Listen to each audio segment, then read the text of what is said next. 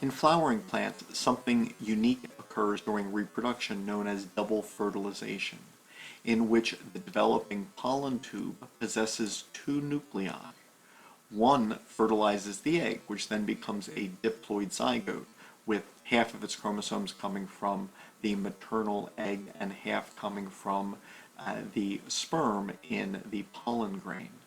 But the other nucleus from the pollen tube fuses with the large portion of the female gametophyte, not the egg, but with the two polar nuclei of the endosperm.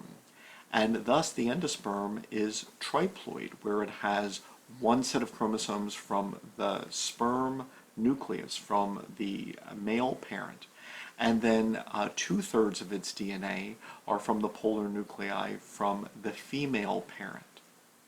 Very often, the failure of a hybrid between two different species, where pollen from one species of plant is attempting to fertilize the egg from a second species, results from the failure of the triploid endosperm.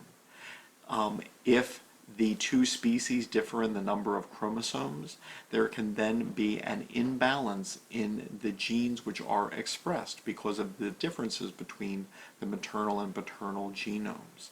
This can be complex, involving imprinted genes in which the triploid endosperm is only using the maternal copies or the paternal copies of a specific gene. It can even utilize siRNAs derived from transposable elements.